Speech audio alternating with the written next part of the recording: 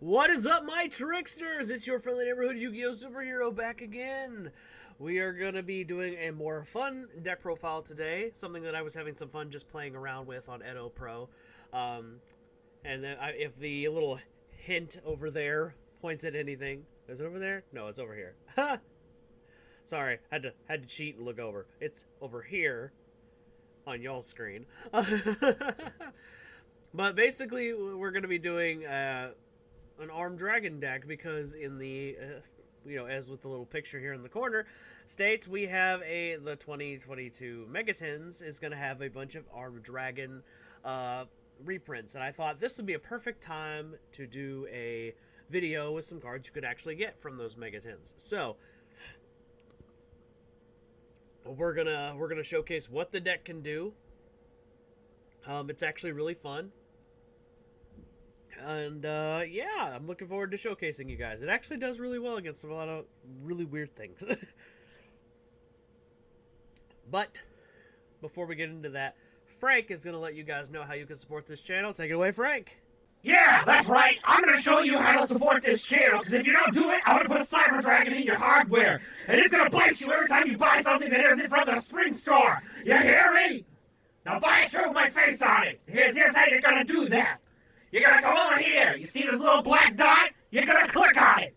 And you see this? It's going to bring you to a white page. Okay, there it goes. Then it's going to bring you to a page. You see all this stuff? This one right here is the one you want to buy, because it's got my face on it.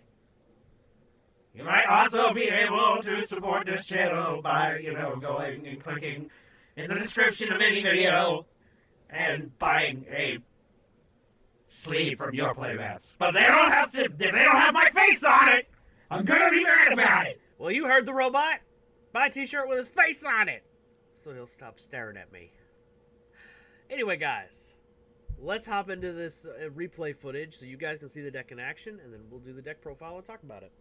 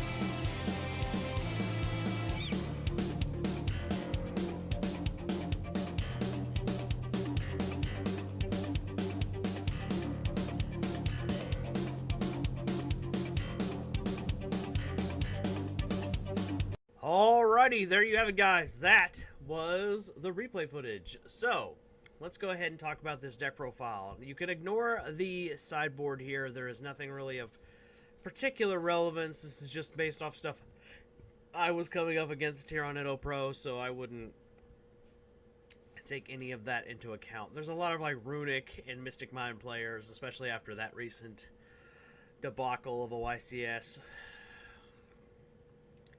Anyway, so everybody on Edo Pro is like, you know, hopping on the new trend basically of Yu-Gi-Oh. So I decided we're gonna go a little more fun and go with something more interesting. Now, like I was saying at the beginning, the 2022 Megatins are being released, and in that we're gonna get reprints of these cards. This deck might very well become a budget deck.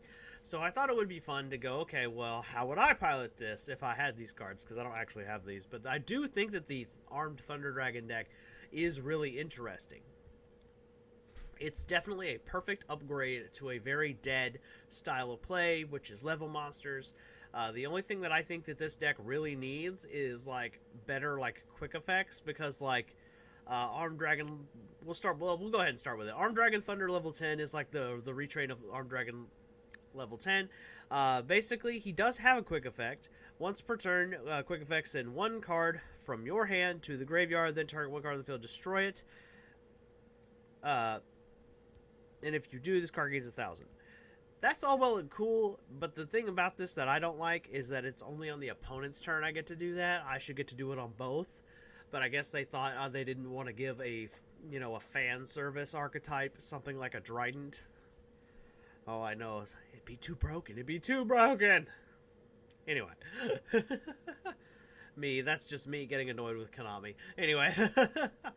Then we got a Pile Arm Dragon, which is really cool. It's kind of an alternative to the level 7. But basically it gets to count as an Armed Dragon, so it goes along with with a lot of the spells and stuff that are part of it without being part of the new line. As well as it can make something it can make itself or another monster very big, but you only get to attack with one monster. But its summon condition's really good. You either pitch a level 7 or higher dragon or a wind dragon from your hand to the grave, which is fine. That's a great cost for that, honestly, because everything in our deck either is something we can pull out of the graveyard, or there is something that we will get for sending it to the graveyard with the other Armed Dragons. So we got Armed Dragon level 7. The upgraded one. This one obviously counts as Armed Dragon level 7, which is irrelevant to us. The fact that they have their names of the originals, they all have that. It's irrelevant to us. Basically, this guy is only going to special summon this guy, you know, because you climb up from the smaller ones until you get to the big one. That's the whole goal here. That's all they do. And the big guy's the one with the really decent special effect.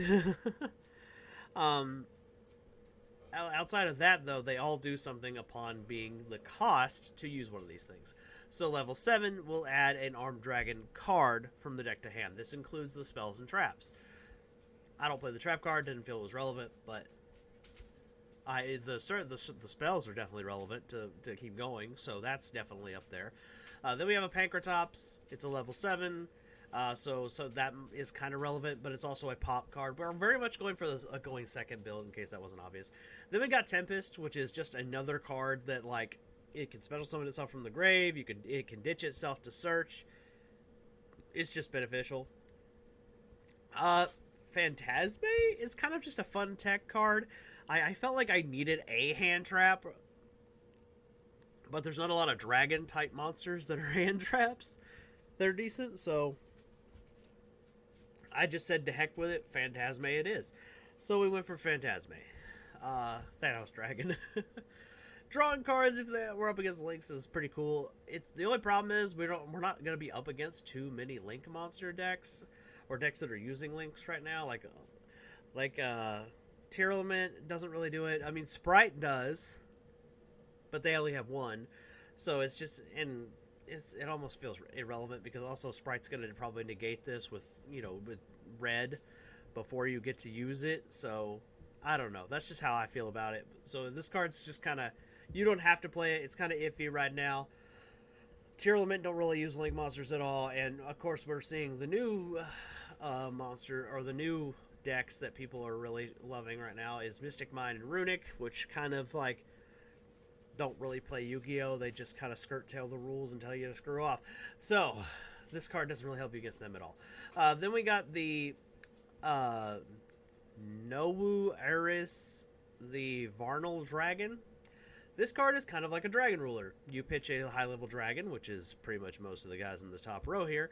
You get a special summon this card, but it banish it when they leave the field. And this is where I was saying that this deck is almost the spiritual. I was gonna say this deck is the spiritual successor of Dragon Rulers, because yes, we still have one, and this card is a level 7. So yay, we have a way. Like if the Dragon Rulers ever get to come back, we'll actually have another card that really combos well with them. So that I think that'll be definitely like, you know, as a Dragon Ruler deck. But this, so keep that in mind if we ever get any of the other three back, the banned 3 back. This card is definitely a card you'll want in your Dragon Ruler deck in the future. But the Armed Dragons, like I said, they all do something when they're pitched as cost. That includes off of this guy or this one or the Baby Dragon Rulers. Yeah, these guys all do something. So this guy is going to let you get a level 5 or higher Wind Dragon specifically. I could actually see the Armed Dragons still being, like if the Dragon Rulers ever came back to full strength, I could still see these guys being like teched in there. Like straight up. Only that route would probably look more like 3-5 and pile, and they probably would skip these two guys because they wouldn't help that much. But anyway, this guy's going to let you get a level 5 or higher Wind Dragon. That's what this guy and Tempest serve, as well as the other Armed Dragons that are high level. And then of course you got Armed Dragon Thunder, which is practically, when it's ditched as cost, is practically an upstart goblin. So self-replacing as cost is just magnifique. And then of course you got this card to help us get to this card. He's really just in here to trigger off these guys, so they'll give us the search. So we get big monster, we don't lose any card advantage, and we thin the deck out really fast. As a dragon deck, you can't really ask for more. Fun fact, have you noticed something about the attributes of most of these guys? If you hate the Fluwanderees deck like I do, this deck really tells them to, you know, eat your shorts. Then we got Change of Heart. It's a powerful going second card. You know, just take your opponent's monster or force a negation out if necessary. Harpy's Feather Duster, get rid of that back row if you know, hopefully, if the Mystic Mine player didn't open Solemn Judgment. Then we got Pot of Extravagance. You know, your extra deck just really isn't that important, to be brutally honest. Like 90% of it is just, you know, if we can, cool. If not, it really is irrelevant. So we actually can use this card and just draw cards. Then we got Dark Ruler No More. This is another spell that kind of tells the opponent to, you know, the Kamehameha wave of Yu-Gi-Oh! Tells them to eat your shorts. Which unfortunately, going second is the best option for this deck, honestly. So you go second, you smash over their stuff, and then hopefully you'll get to blow something up with Armed Dragon Thunder here. Or you'll finish the job with something like Super Poly. Straight up. Super Poly is, and then Super Poly, we got all the best Super Poly targets right here. You know, hatred for zombies, hatred for everything else. Then we got a Monster Reborn, just because, you know, it's an extension spell. Called by the Grave, because hand traps are still a pain in the ass, even for this deck, even though they're not quite as effective as they are against other decks. Then we got Armed Dragon Flash. This is the E-Telly of the Armed Dragon deck. Not much else to say there. It only will get you the level 3s, though, so it'll only get you the original Armed Dragon level 3 or the new one. That's it. That's all it'll get you.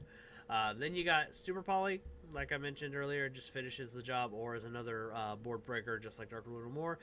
Then we have Armed Dragon Lightning. This spell serves 2 purposes, either to boost an Armed Dragon, which could come up if we're OTKing, but most of the time you're just going to be using this to recur back resources that you lost earlier in the game, because even though these guys are self-replacing, you still need to get, you know, you still will want them back so you can keep using them and keep going and keep climbing.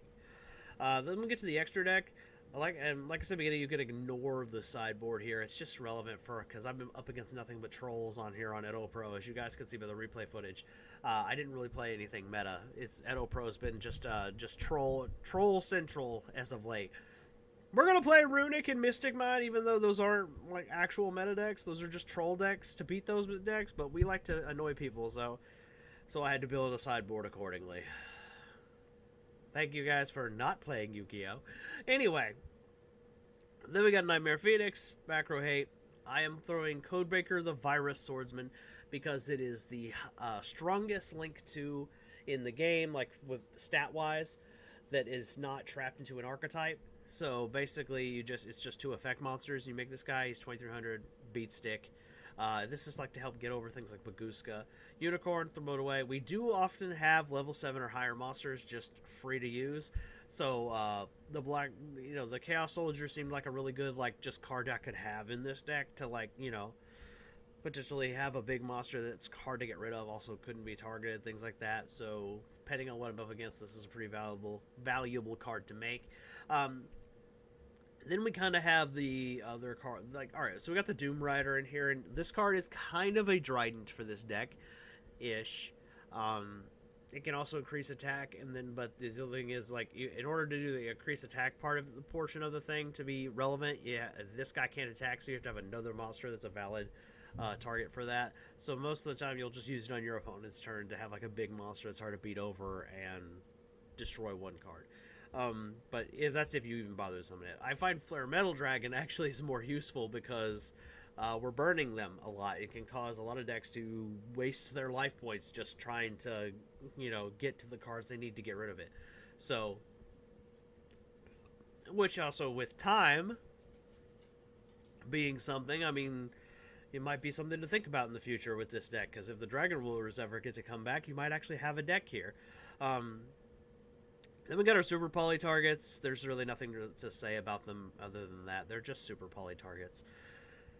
We all know how those work. And like I said, the sideboard you can completely ignore. That's just for Runic and Mystic Mind for the most part, because it's something I've had to deal with all day. Just trying to play against a deck that wasn't those 2 decks today. To record this video was a challenge. My God. So much Runic and Mystic Mind decks. Oh God. Literally, I'm this close to just building Naturia Beast Turbo just to make those guys have a bad time. This close. Alright, all jokes aside though, this deck is really fun. I really enjoyed just playing around with this, especially when I got to play against players who were actually playing a Yu-Gi-Oh! Based deck, not a troll the meta deck. So that was always fun, win or lose. I really enjoyed this, and there were also multiple ways to build this. Obviously, you can nip and tuck whatever you need to, whatever doesn't work for you or what you don't have access to. I just was inspired to do this one because, like I said, there's a bunch of reprints in the 2022 Megatins.